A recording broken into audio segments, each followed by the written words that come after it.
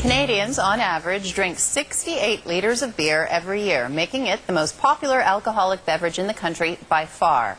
But while the industry is dominated by major international players, the smaller guys are actually winning market share. Steve Abrams is the co-founder of the Mill Street Brewery and co-chair of the Ontario Craft Beer Week. Amanda spoke to him recently and asked what exactly a craft beer is. Craft beer really implies all the ingredients are made very exclusively, so you're going and finding ingredients from all over the world, preferably in Canada. Yeah. But really the ingredients are very important in the whole process. We don't use adjuncts, corn, things that you'd see in a large brewery. So it's really about the love, the passion, and the human aspect that goes into making beer. So with some of the big label beer names, there's a sense that the differentiation is pretty minimal and the marketing is everything. In other words, it's basically flavored water and then they market it different ways. Yes. How does craft beer position itself opposite that? We really try to let people discover beer. I mean, there's so many different styles.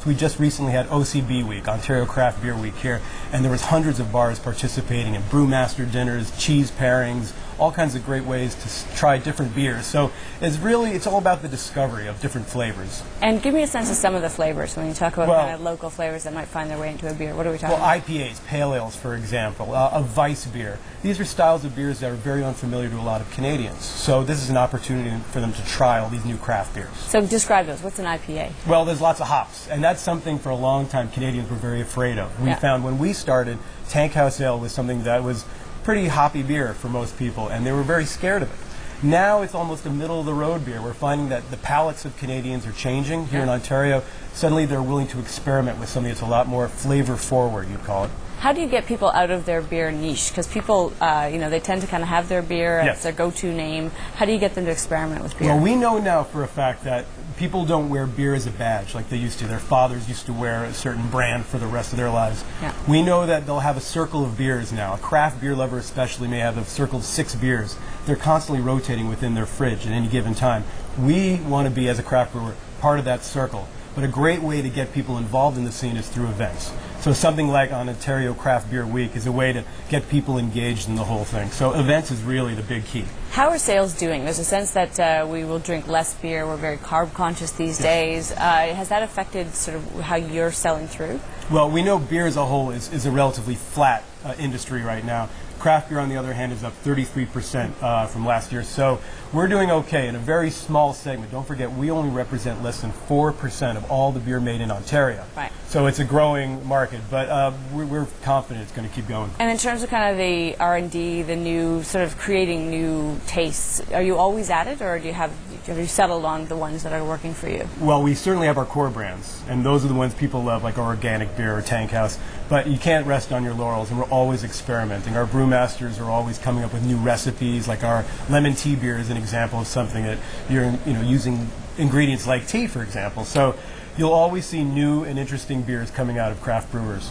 And what are your biggest costs? Is it the input costs? Is it actually the materials you need to make the beer? The materials go up annually. Yeah, of course, there's transportation costs as well. But for us, especially with an organic product, it's doubled what you'd pay for normal malt, for example. And so given what we know about kind of global consumption and food prices, we think that's going to continue.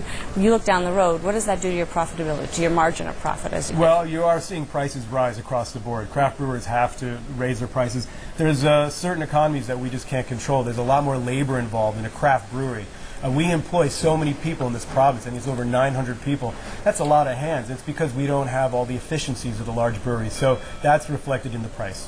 One of the things that frustrates the consumers of alcohol in Canada is that there's in most provinces a chokehold on the distribution of alcohol. Right. You can't just go to your corner store and get whatever you want there as you can in many places. Mm-hmm. Should that change? Is that a problem for you?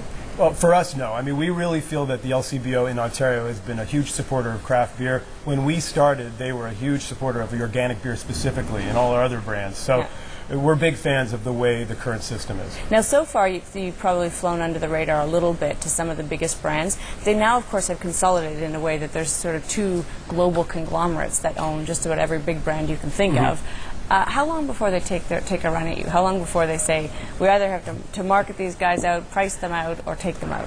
I have no idea. I mean, there's always whispering of who's getting taken out, and you see consolidation in our industry all the time. Yeah. Even in Ontario, there have been a few takeouts. So Who knows? But we really are here for the long term. We love what we do, and we're not, for sale. It's really, that's not the issue. It's really about just making great craft beer and having fun doing it. All right, we got to leave it there. We appreciate your time. Thank you.